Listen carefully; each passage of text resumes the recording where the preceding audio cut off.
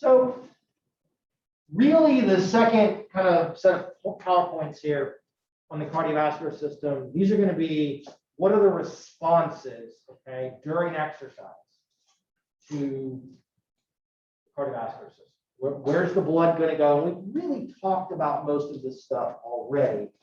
This is just more of a kind of formal showing you, here's what's happening, here's where it's going, here's all the stuff that's going, okay? Big things to keep in mind, okay?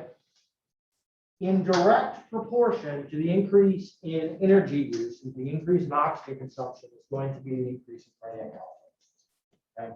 That is the big thing, okay? Cardiac output goes up, right? As it goes up, blood flow to the skin is going to go up, and blood flow to skeletal muscle is going to go up, okay? We're going to have decreased blood flow to the kidneys and the spleen. We're going to have the maintenance or a small increase in blood flow to the brain and increased flow to the coronary arteries. All of this should make some level of sense, right? All of your blood's going to be circulated more often. It's going to go to the places that need it, the muscles, the skin, the brain, and the heart, and therefore it's going to go away from places that don't really need it, like the splenic regions, or your kidneys, the spleen, stomach, the liver, those places. Okay. All right, so here's a very, very classical graph. All right, what you see here is this is cardiac output in liters per minute graphed against treadmill speed. Okay. This is treadmill speed in kilometers per hour. If you're wondering how in the hell is somebody running at 18 miles per hour on a treadmill, it should be very, very fast. Okay. But here you can see what would probably be resting cardiac output is somewhere right around here. And then you get on the treadmill at like 4 kilometers an hour that's like 1.5 miles an hour. It's really, really slow. Okay. This is barely walking. It's great Dr. Black walking pace, right? So just slightly above rest. Then as we make energy expenditure go up by making work output go up, there's going to be this relatively linear increase in cardiac output. Okay. So, and then at some point, if we assume that VO2 max is going to occur out here, then maybe oxygen consumption plateaus and we may reach a place where we're going to max out cardiac output. Although this graph that shows this plateau in cardiac output is a pretty rare thing to see happening. If you can get to that place and work that hard, you're both very well trained and very able to tolerate intense amounts of discomfort. Okay? But this linear relationship is really, really important. Okay? It's going to be really important. So what is happening? Why does it go up? Why is that change going to be linear? Well, we may get all the way up to 20 to 35 liters per minute, but the primary thing that drives this is the increase in heart rate. Okay? At low intensities down here, we're going to just remove some vagal tone from rest, and that will begin to drive heart rate up. Then we're going to begin to dump in some sympathetic nervous epinephrine and norepinephrine. That's going to drive the rest of the movement. Okay? So heart rate is really, really important. If we see just the heart rate graph, heart rate also tends to go up in a very linear manner with treadmill speed. So here's the heart rate graph. Okay. You will note the heart rate graph looks a little cleaner than the cardiac output graph. And part of that is due to the changes that happen in stroke volume. Okay. So we know that stroke volume goes up, but it only goes up to a certain point. Okay. We're going to get increased preload. Okay, we're going to get increased contractility, both of these from sympathetic nervous system input and from increases in venous return via Frank Starling. Okay, and then we're going to get decrease in resistance to flow, especially the skeletal muscle and to the coronary arteries. We're going to vasodilate, so we're going to get more. It's going to leave blood pressure downstream. It's going to go down a little bit, and it's easier for things to move. Okay, stroke volume only increases to a certain place, though. Okay. As you can see on this graph, it's going to go up to somewhere in the neighborhood of maybe 40 to 60% of max, and then it's going to level off. Okay, and it's this leveling off here with the further increase in heart rate max that may make the cardiac output graph kind of down there once you get above the place where stroke volume plateaus. Okay. So the real question you guys should be asking is, okay, well, why does stroke volume plateau? What's going to stop it from going up? Part of what we're going to run into is that we're going to max out contractility, and we're going to get to a place where the filling time is so short, okay, that preload goes down. Because filling time is so short at very, very high levels of heart rate. Okay? We're going to max out contractility because you can only contract so forcefully due to sympathetic stimulation of the ventricles. Okay? And the heart is only so big, you can only stretch it so much. Right? And so the Frank Starling increase in contractility is only going to go up to a certain place. Okay? And so it's because of this that in people that are all roughly the same age, okay, who have the same age predicted max heart rate, that if we normalize for body size, the person that has the largest left ventricle is going to have the largest cardiac output. And if you have the largest cardiac output, you've got the best chance of having the largest VO2 max, which is a very reasonable predictor of endurance exercise. Okay. So one of the things that we will see starting on Wednesday is a primary adaptation to aerobic training is to increase left ventricular size. And therefore you can begin to increase your stroke volume. At rest, that drives heart rate down. But during maximal exercise, it drives max cardiac output up, and it increases your VO2. Okay? So that's why, in a lot of ways, even though this is the thing that plateaus, right? This is the thing that has a limiting factor on it that we have some level of control over. I can't make your max heart rate any higher than what it's going to be based upon your age. Okay? I can't take with my age and suddenly make my max heart rate go up. So I can't do much there. All I can do is mess with stroke volume and a few of these other kind of things. And so that's why that's the more important predictor of exercise. Okay. There's another thing that we've not talked about here. Okay.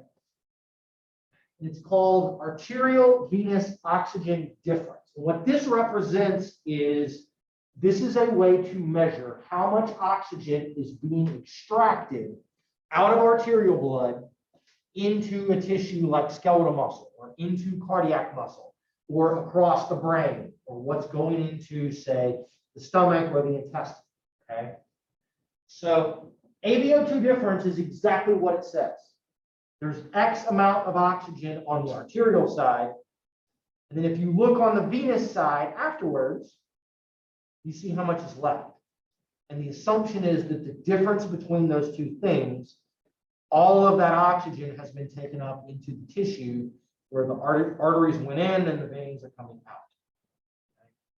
So what we see with this during exercise, this will become important in a minute when I show you guys something called the Fick equation.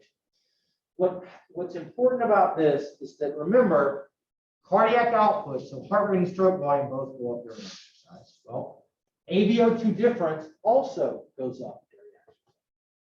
So if you look at these measures, AVO2 difference goes up maybe threefold. So what that means is that during exercise, we're extracting more oxygen out of arterial blood. And the good thing about all of this is that as long as we're at sea level, or close to sea level, and you have good pulmonary function, and you have normal hemoglobin levels in your blood, arterial content of oxygen is always the same. You're oversaturated, okay? You're always going to have a very high amount of oxygen. That's never really going to change. You start exercising, you don't actually get more oxygen in your blood. It's the same as it is right now, okay? So all that we really begin to see during exercise is the arterial side stays the same. The venous side begins to go down even farther, which just means that we're extracting more oxygen into those blood vessels. Okay? So if we graph this in this way, here you can see in red is the arterial capacity, which this is kind of can you max out what's on hemoglobin. The blue is what normally tends to be on a hemoglobin. So this is arterial oxygen content, and then what you see down here in purple, okay, or kind of pinky purple at the bottom, this is what's in the venous blood that's leaving the tissue that these arteries went into.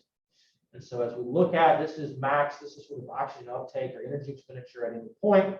This could also be treadmill speed if we wanted, that there's going to be a fall, and it's going to keep going down. This side stays, arterial side stays the same, but as we extract more, the venous side goes down. Okay?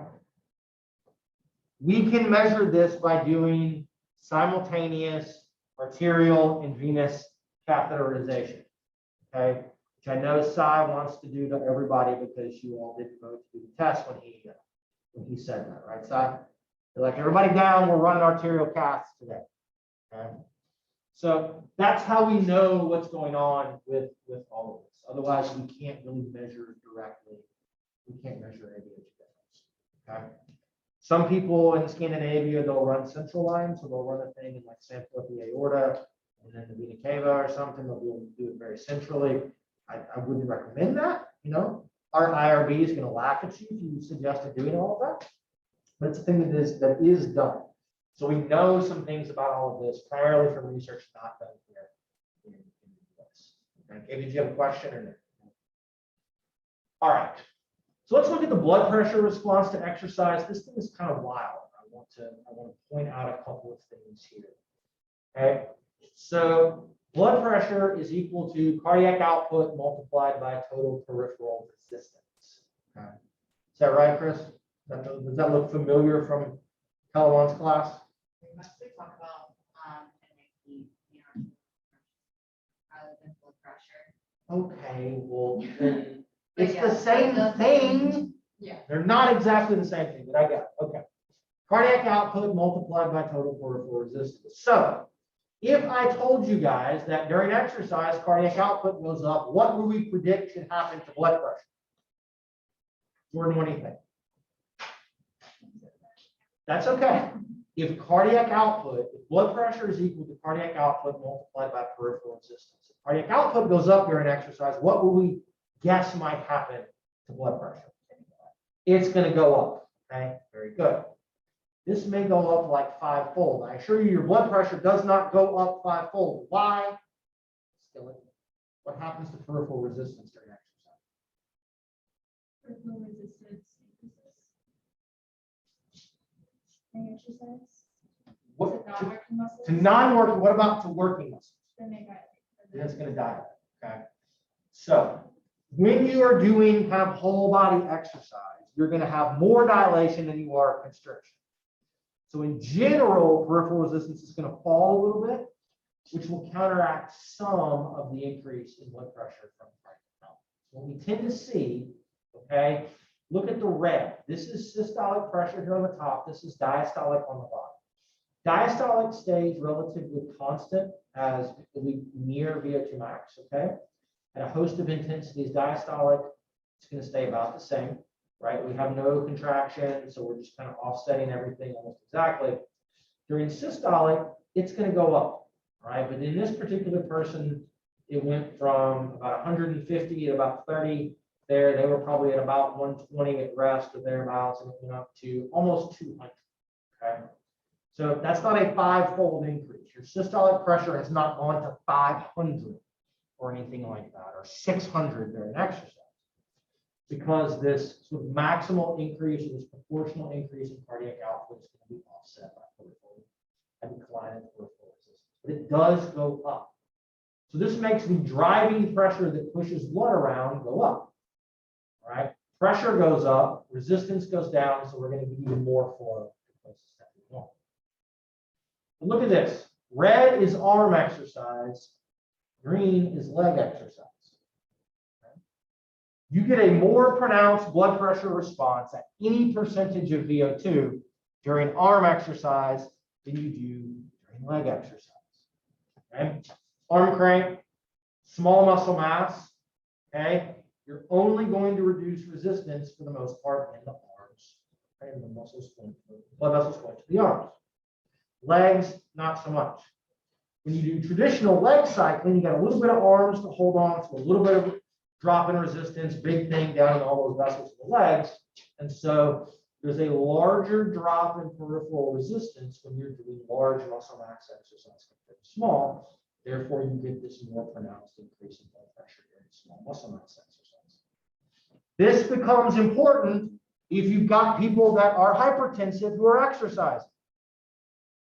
Lots of people that are hypertensive have balance problems, they've had a stroke, they've had all these things. They can't run or walk without a harness, right? They can't do good leg exercise, so we have them freaking arm cramped. And it, of course, evokes a larger blood pressure response.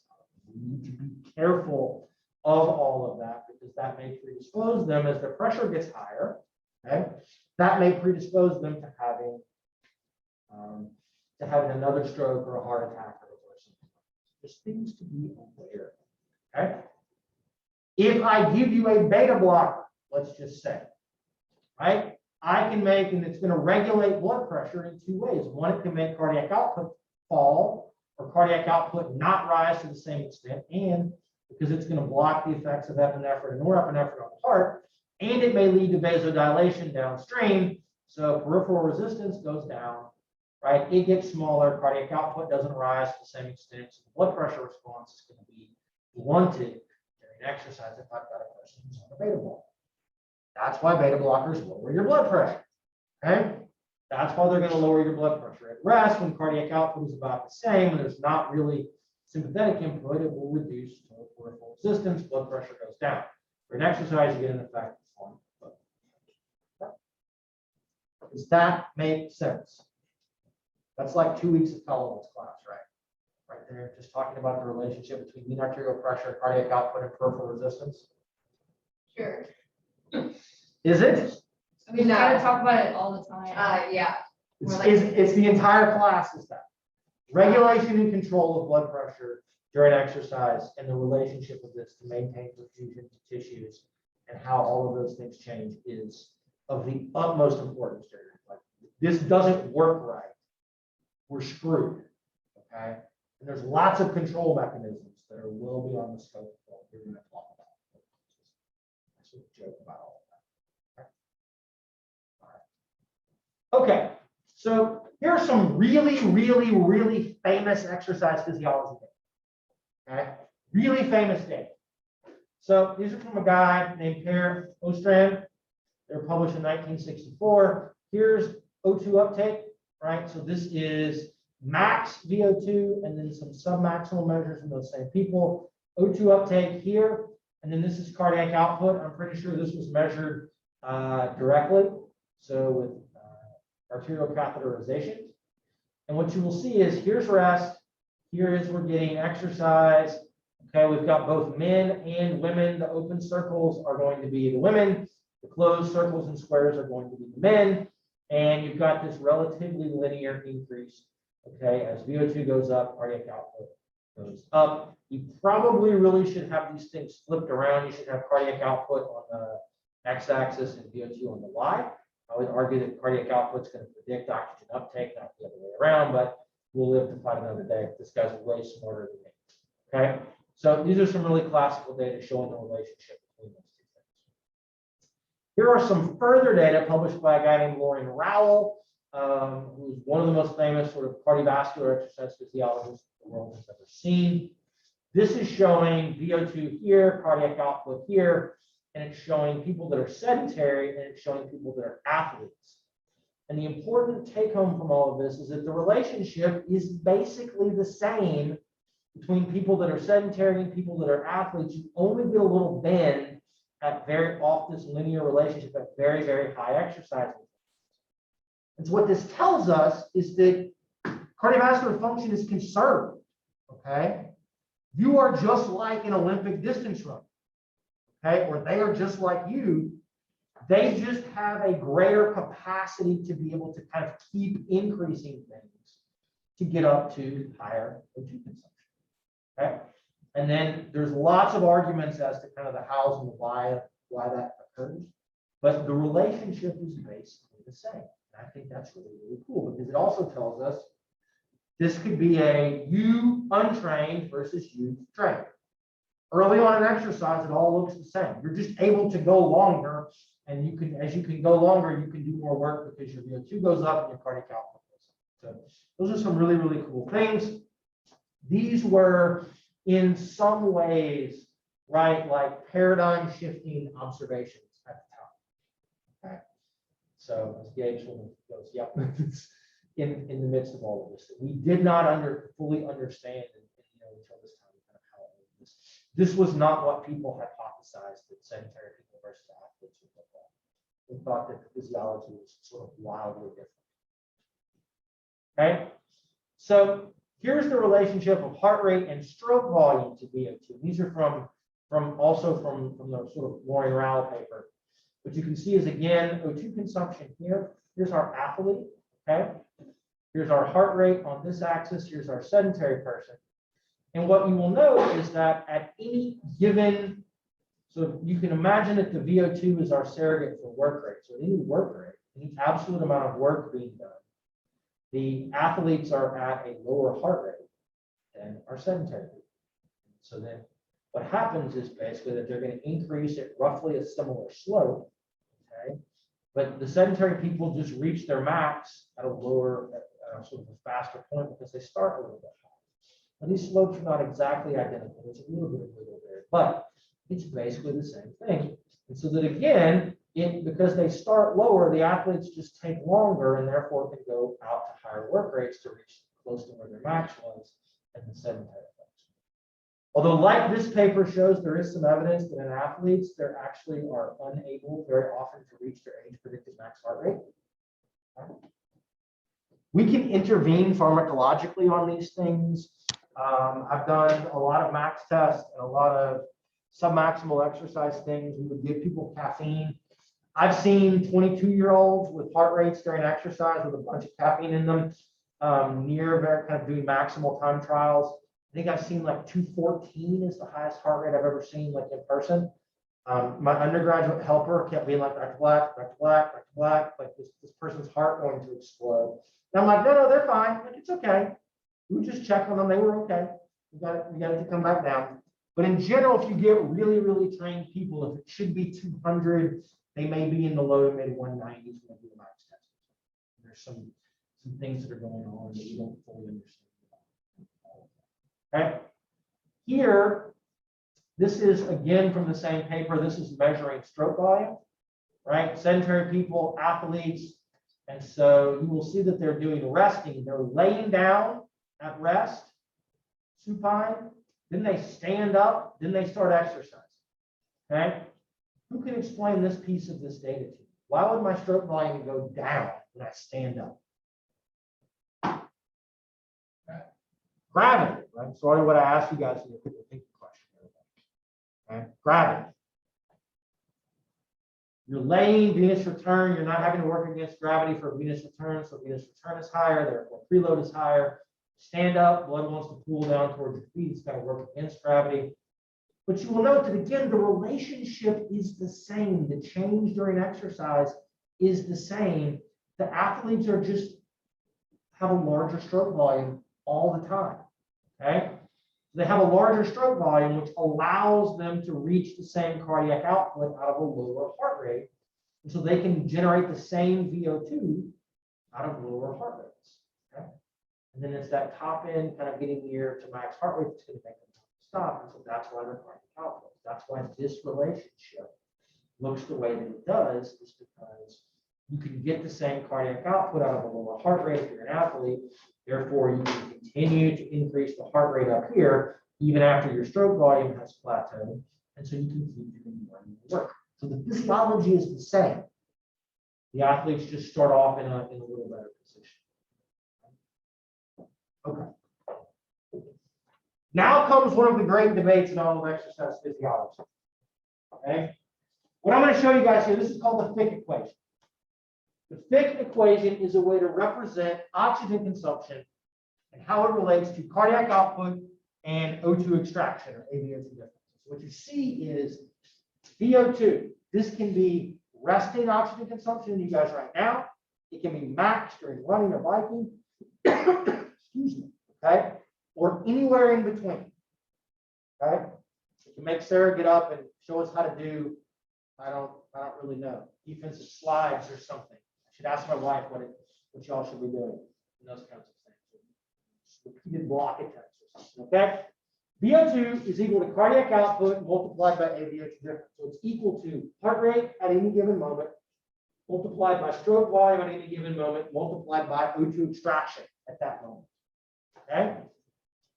So if you want to look at max, VO2 max is equal to max cardiac output multiplied by max O2 extraction.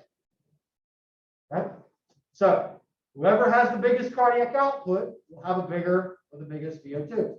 Whoever can extract the most oxygen also will have a bigger or VO2. Okay? So we'll just go around. Josiah, what determines max heart rate?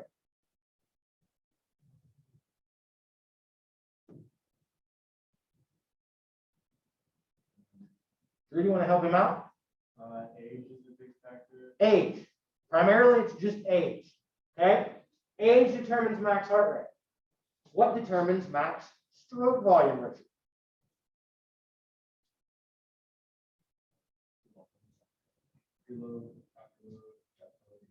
Okay? You get to pick one thing. Just one. Okay? I would agree, preload, but what about it is going to, what's part of things that contribute to preload? Perfect. Yes, that's absolutely right. Okay? For the most part, this is left ventricular cells. Okay? And there's other things, peripheral, there's some other things that go in there, but generally, that's ventricular cells. What about O2 extraction? Mitochondria, good. That's one side of it. Where's the oxygen that the mitochondria need? Where's it coming from? The air? Okay, you're right. Wrong, Jordan. Okay. Would it be hemoglobin capacity? So partially hemoglobin. Okay.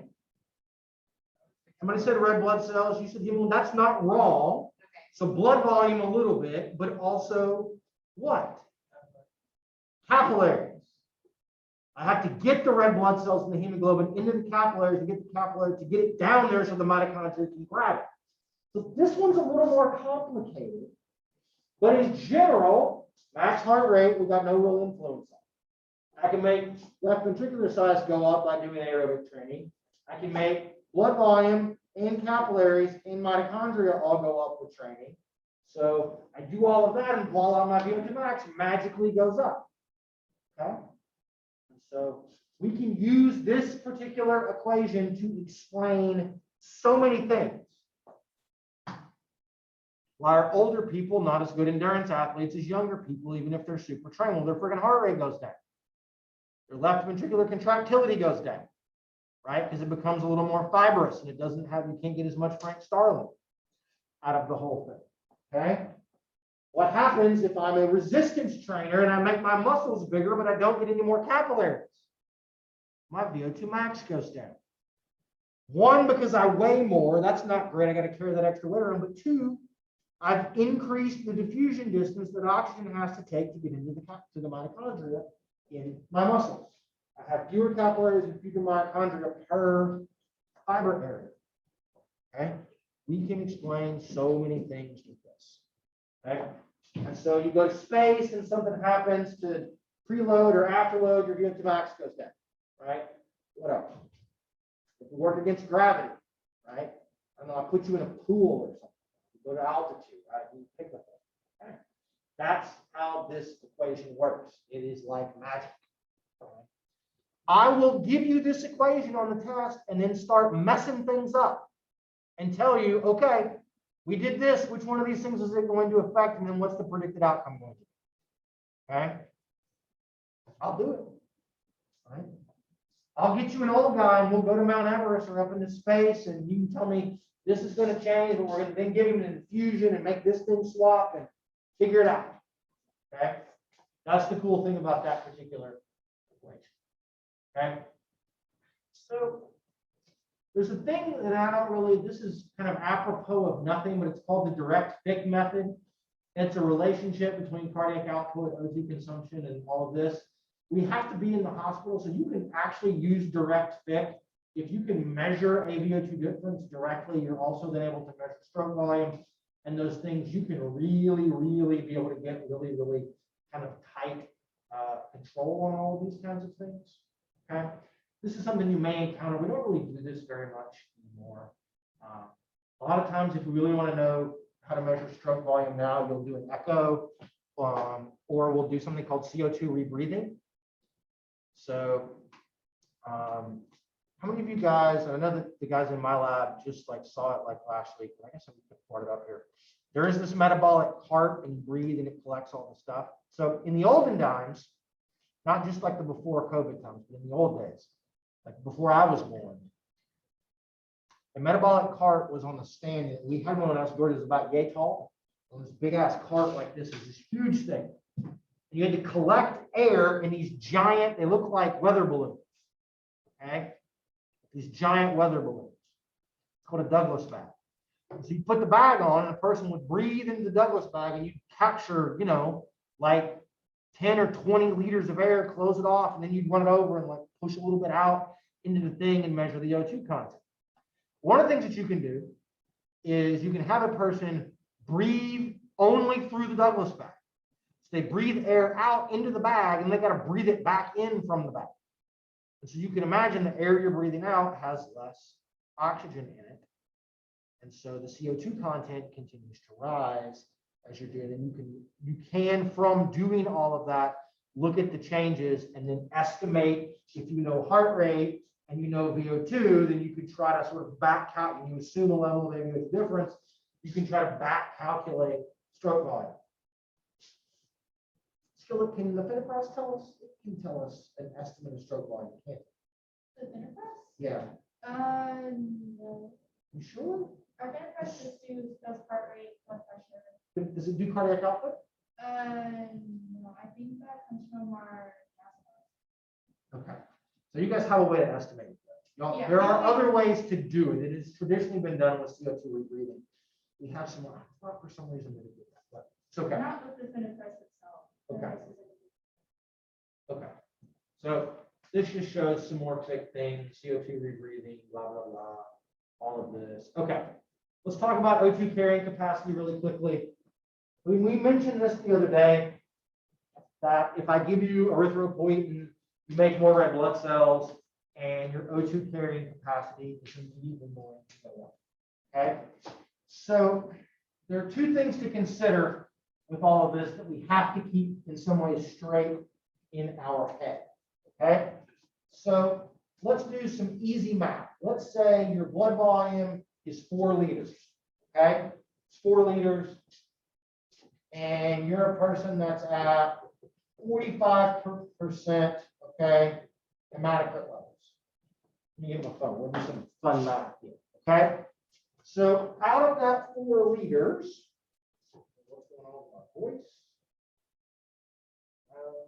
4 times 0.45.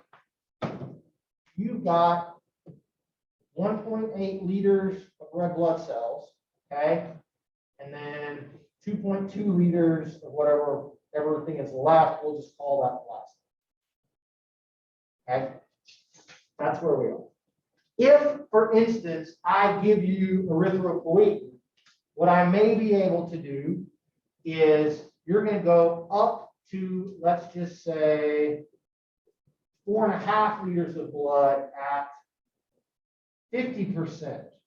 Okay, hematocrit. As opposed to a person that does training or something and also goes up to 4.5 liters, but they're still at 45%. Okay, so I've gone up some. So in both instances, because I have more blood, there is going to be, in an absolute sense, there's going to be more red blood cells. Okay, meaning I can carry more oxygen in my blood. That's good. Okay. But what's even better is this idea of what we call carrying capacity. Okay. Carrying capacity is really going to get us at oxygen per blood volume. Okay. So if we're at 50%, so I'm at 2.25 basically, right, liters of red blood cells. Whereas So I'm going to get this kind of percentage here. That's going to give us this idea of carrying capacity. When you start to exercise, okay, you have X amount of blood. Let's say you've got your 4 liters. Right? We asked Elise to stand up. She's going to do some jumping jacks in place for us. She begins, and one of the first things that happens is because her blood pressure increases and because of metabolism in her muscles, is there is going to be hydrostatic pressure from blood pressure and oncotic pressure from metabolites, both of which are going to push or pull water out of the blood and into her muscles. Okay? So her 4 liters of blood has now become 3.8 liters of blood, but she's not lost any red blood cells. Okay? So she still has this 1.8 liters of red blood cells. And so now her hematocrit percentage is now actually no longer 45%, it's closer to 50, something like that. Does that make sense? We call this idea hemoconcentration. And so what this does is per unit, okay, or per kind of unit of cardiac output or per unit of stroke volume, per unit of blood, you are able to carry more oxygen per unit of blood than you were from a percentage standpoint than you were beforehand. This makes the diffusion gradient better. Okay? Makes it better. So even though we've lost a little bit here, so that may have a damper on stroke volume, it may hamper preload in venous return, we're going to compensate by doing all of that. Okay? And so that's what's going to happen during exercise. This is another thing to kind of just keep in mind. Okay? As we begin to lose blood volume or plasma volume via sweating, blood volume falls, cardiac output's also going to fall, but we're still going to get hemoconcentration, but we lose so much that way that we have such profound effects on preload, it's going to begin to offset some of this. Okay? Offset some of this.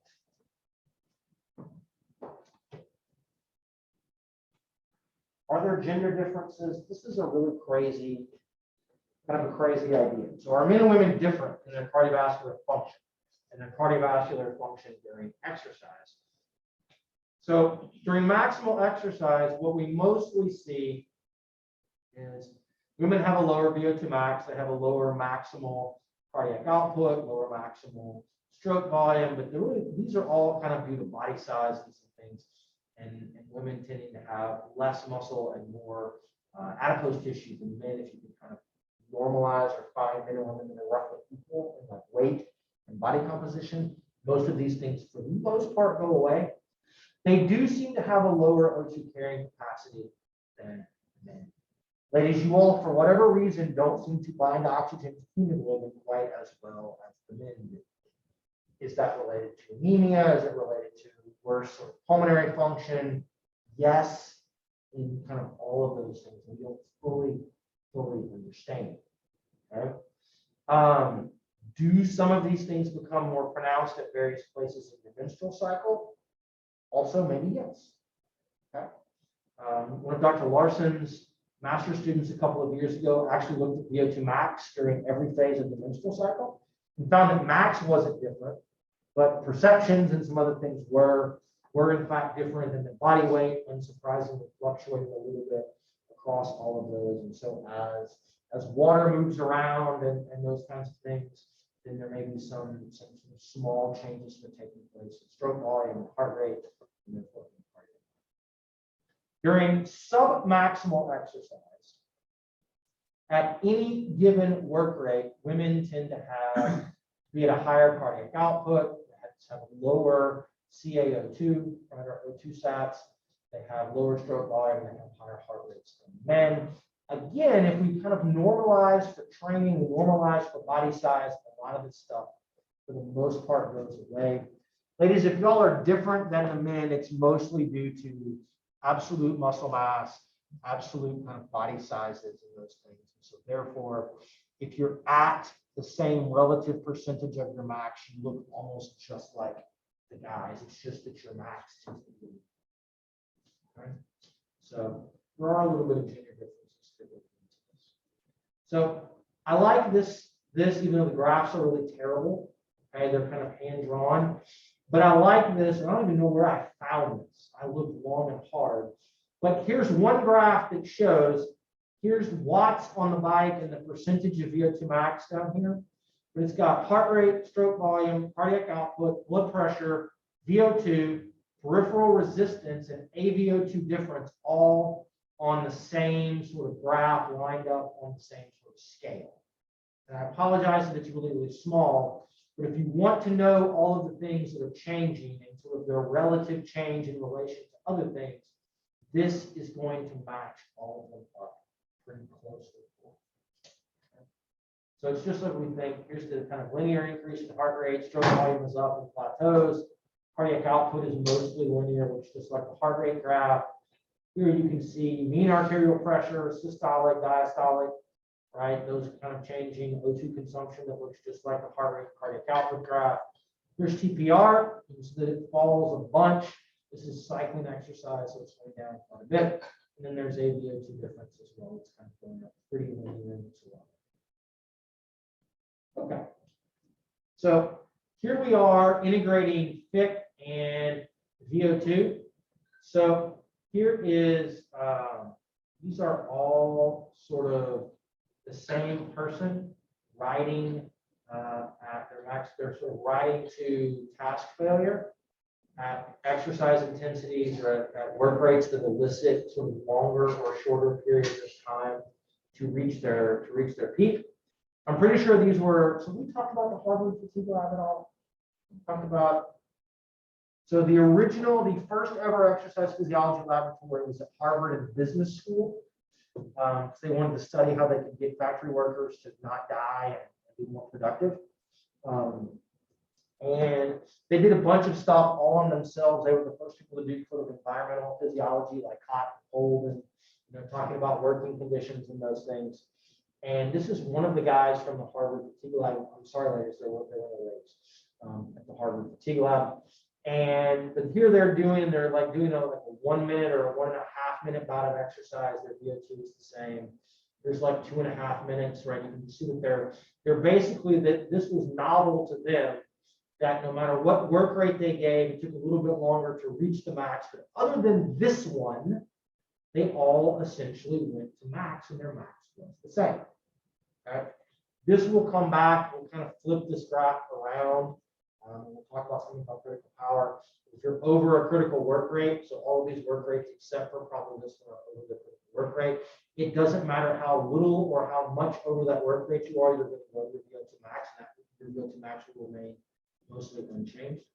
But again, in the 40s, this was some really novel stuff. Okay, so this is a thing that we will come back to.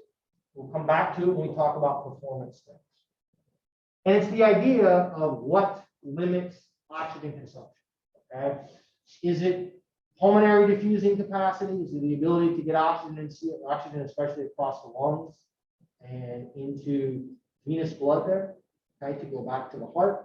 Is it limited by the ability of cardiac output to actually deliver it out to the muscles? Is it limited by O2 carrying capacity?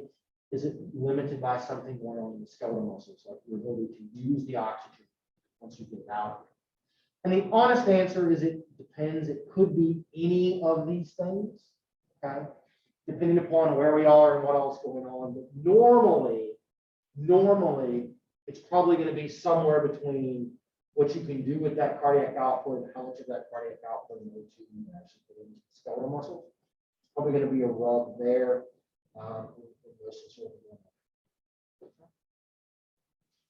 All right. So rather than start aerobic training today, we'll call a stop here.